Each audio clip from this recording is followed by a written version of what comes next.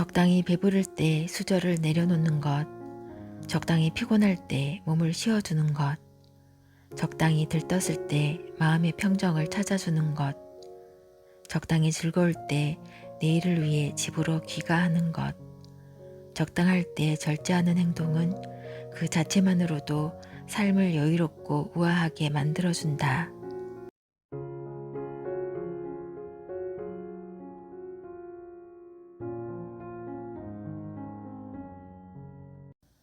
5년 전 나는 결혼을 준비하며 신혼집으로 남편이 혼자 자취하던 9평 원룸에서 살기로 했다. 방 2개에 거실과 주방이 딸린 집이 아닌 원룸 자취방에서 살겠다는 나를 가족을 비롯한 지인들이 뜯어말렸다. 하지만 막상 살아보니 원룸에서의 신혼생활이 만족스러웠다. 굳이 시간과 돈을 들여 더 큰 집으로 옮길 필요가 있을까 싶었다. 집은 새로운 물건들 대신 각자 자취하며 쓰던 가전제품들과 가구로 채웠다. 중복되는 물건들은 중고로 팔았고 함께 살면서 필요한 것들만 신중하게 구입했다. 덕분에 월급의 대부분이 저축통장으로 들어갔다. 결혼하는 과정에서 참 많이 들었던 말이 다들 그렇게 해였다. 다이아는 5부 이상 받아야지. 신혼집은 그래도 20평 이상은 되어야지. 샤넬백 정도는 받아야지. 그런 삶이 싫다고 했더니 다들 그렇게 산다고 했다. 내가 감당하지도 못할 것들을 마음이 내키지도 않으면서 그렇게 받아들여야 할까 의문이 들었다. 남편과 충분한 대화를 나누며 우리가 원하지 않는 것들을 비워내고 그 대신 원하는 것들을 원하는 만큼 채워나갔다. 결혼 반지를 하지 않는 대신에 양가 부모님의 건강검진을 해드렸고 웨딩사진, 예단, 예물을 생략하는 대신에 신혼여행에 더 투자했다. 남들이 말하는 기준치에 어느 것 하나도 닿지 못하는 결혼식과 신혼생활의 시작이었지만 결혼을 계기로 우리 부부는 남들 기준이 아니라 우리 부부만의 기준으로 살아가기 시작했다. 큰 마음 먹고 한번 용기 내어 기준에서 벗어났더니 사회적 기준이 모두 허상임을 깨닫게 되었다. 진짜 중요한 것은 다들 원하는 삶이 아니라 내가 원하는 삶이었다. 다들 그렇게 사는 거라는 긴 대열에서 벗어나면 뒤처질 줄 알았는데 오히려 우리의 인생은 더 풍요로워졌다. 따라잡아야 하는 기준도 앞서야 하는 경쟁도 없으니 주어진 삶이 늘 선물처럼 여유롭고 느긋하다. 결혼하고 6개월쯤 지났을까? 한 살이라도 어릴 때 세계를 유랑하듯 살아보고 싶다는 마음이 일렁였다. 한참을 떠돌다 돌아와서 다시 시작해도 그리 늦지 않은 나이에 충분한 체력이 받쳐줄 때 긴 여행을 떠나보고 싶었다. 남편과 오랜 기간 많은 대화를 통해 이것이 정말 우리가 원하는 것인지 신중하게 들여다보았다. 그리고 세계여행을 떠나기로 결심한 지 1년 4개월 만에 우리 부부는 정말로 여행을 위해 한국을 떠났다. 그 과정에서 남편은 첫 직장을 그만둬야 했고 집을 사기 위해 모으던 돈은 여행 자금이 되었지만 1년간의 세계여행을 마치고 귀국한 지 2년이 지난 지금 결혼 반지 하나 없이 치른 작은 결혼식만큼이나 한국 생활을 모두 청산하고 미련 없이 떠났던 세계여행도 인생에서 굉장히 잘한 선택이 되었다. 요즘 우리 부부에게는 또 다른 꿈이 생겼다. 내 속도대로 사는 게 무척 자연스럽고 당연한 시골 마을에서 오직 휴식만을 위한 작은 민박집을 여는 것이다. 민박집 사장님이라는 꿈을 이루기 위해 직장을 잡고 다시 열심히 돈을 벌며 한국에서의 삶을 이어가고 있다. 평생 쉴 틈 없이 계속 주어지는 과제와 숙제는 저만치 치워버리고서 우리는 여전히 오직 우리 두 사람의 목소리에 집중한다. 언제나 살고 싶은 모습으로 산다. 다들 그렇게 살아도 나는 이렇게 산다. 남편은 물건을 많이 사는 편은 아니지만 물건을 한번 집에 들이면 어지간해서는 버리지 않는 사람이었다. 집안이 환해지고 모든 물건이 제자리에 정리정돈된 깔끔함에 익숙해지자 남편도 서서히 변하기 시작했다.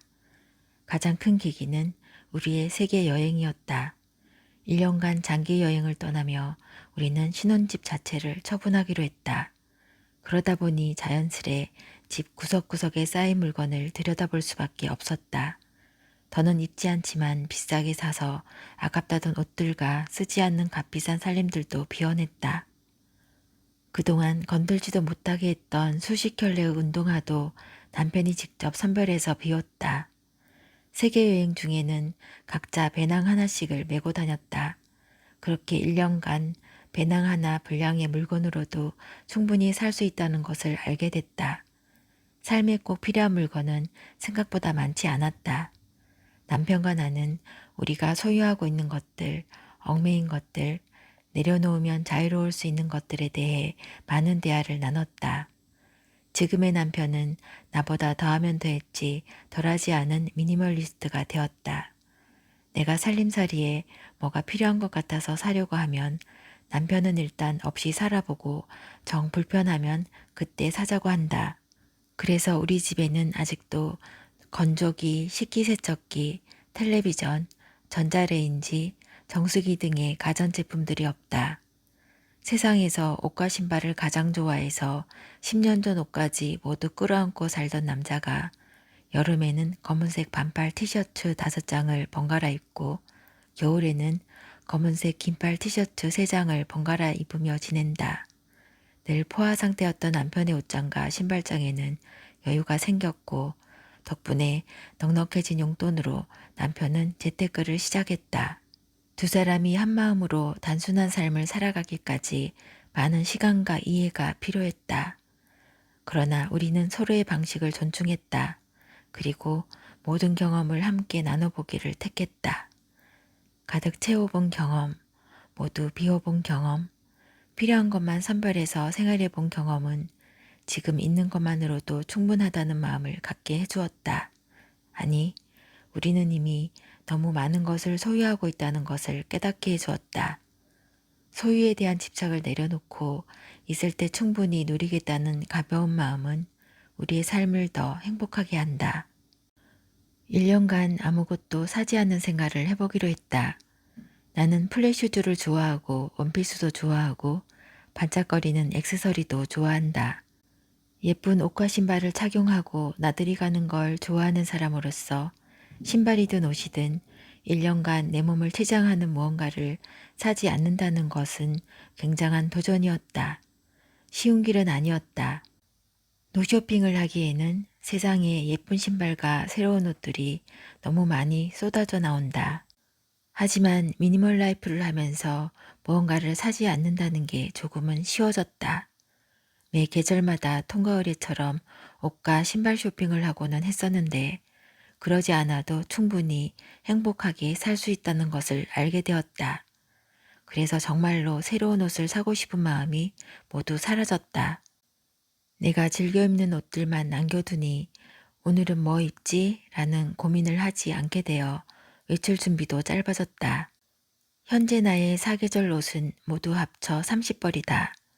곰곰이 생각해보니 나는 단 한 번도 옷이 해지거나 낡아서 버린 적이 없었다. 그저 입다가 질리거나 처음부터 내 사이즈나 스타일이 아닌 옷들을 충동적으로 구입하고 쉽게 버렸다. 그래서 혼자 속으로 다짐했다. 옷도 신발도 낡고 해질 때까지 입고 신어보자.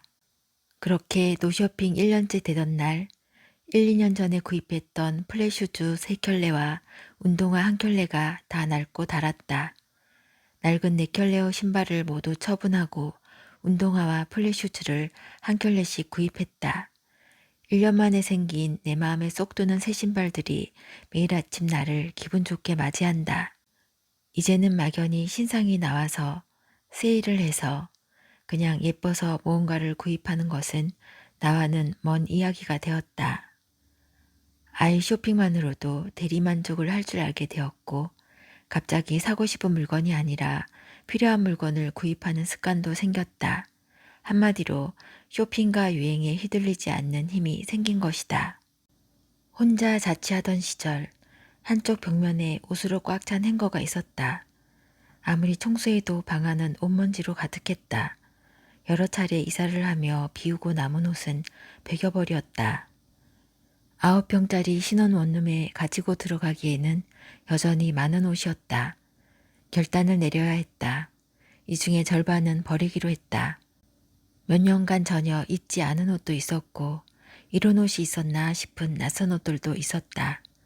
무수히 많은 이유들로 더는 손이 가지 않는 옷들을 비우는 것. 그러고 나니 내게 60벌의 옷이 남았다.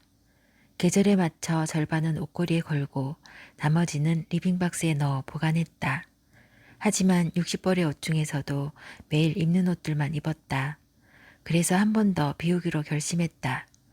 나는 왜 그동안 입지도 않은 옷들을 쟁여가며 살았을까? 매일 똑같은 옷을 입으면 사람들이 뭐라고 할 줄 알았는데 아무도 내가 같은 옷을 입는다는 것을 눈치채지 못했다. 매일 같은 사람을 만나지 않기도 하지만 내가 생각했던 것보다 타인은 내게 관심이 없었다. 큰 충격과 함께 깨달음이 왔다. 그 뒤 옷을 처분하는 기준이 생겼다.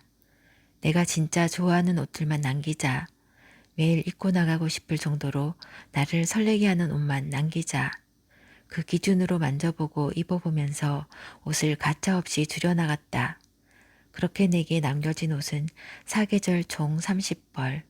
처음으로 옷장에 여백이 생겼다.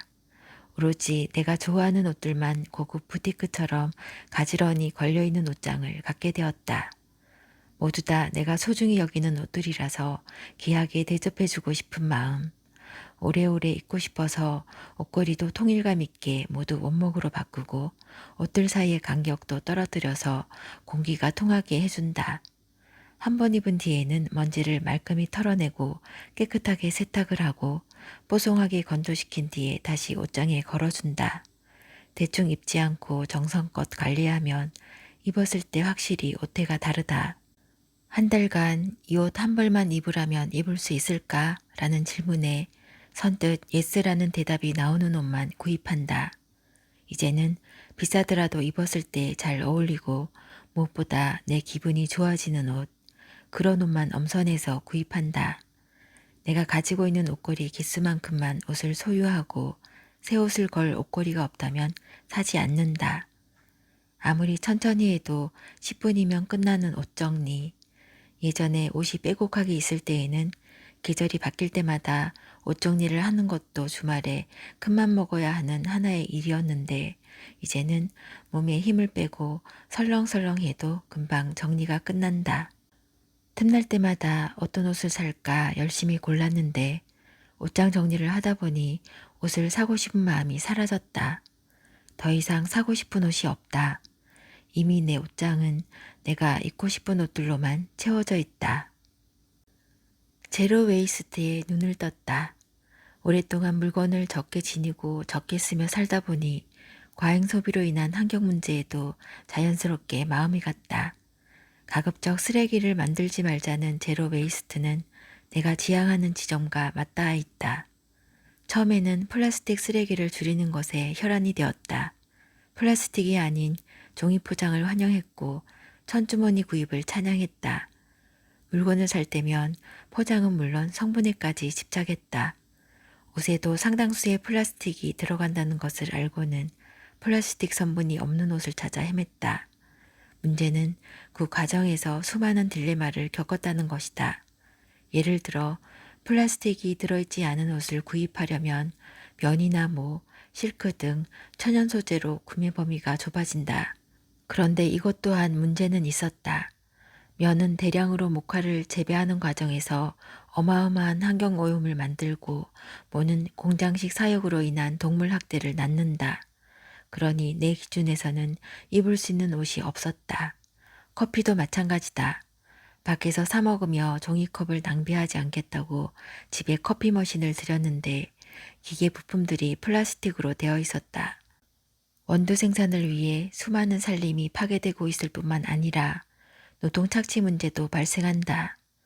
원두가 수입되는 이동 과정에서 탄소 발자국도 무시할 수 없다. 수없이 마주치는 딜레마 앞에서 이게 진짜 지구를 위한 걸까 생각이 많아졌다. 나는 죽었다 깨어나도 비닐과 플라스틱에서 온전히 벗어난 삶을 살 수 없을 것 같았다.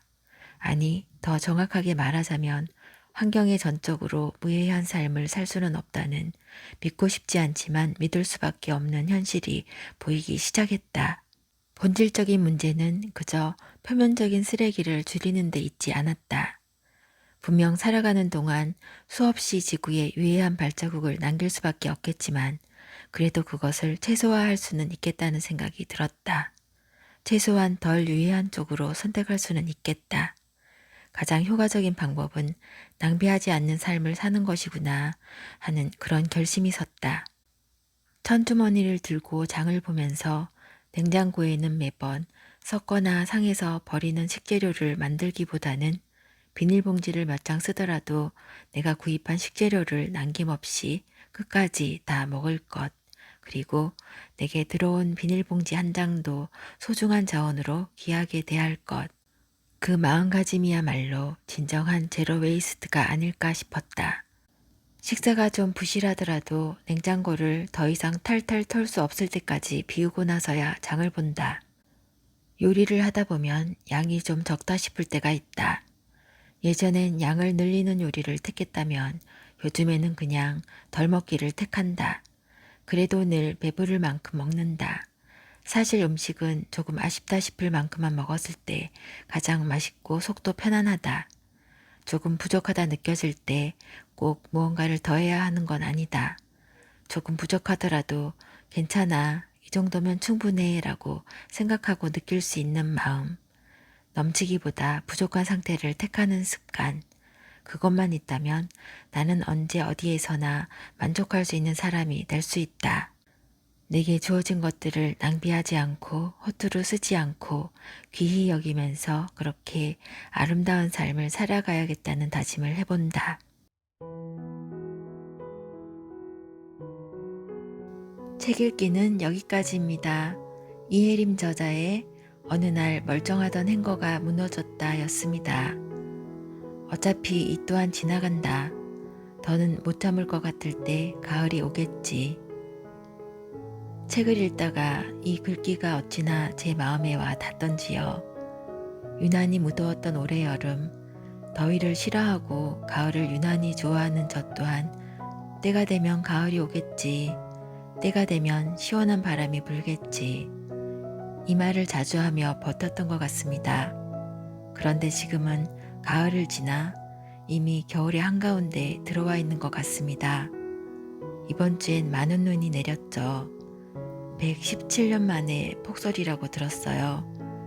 눈 때문에 일어난 사건이나 사고도 있었지만 눈이 내린 세상은 너무나 아름답고 평화로워 보입니다. 모두들 겨울 준비 잘 하시고 몸도 마음도 건강하고 따뜻하게 보내시길 바랍니다. 들어주셔서 감사합니다. 평안한 시간 보내세요.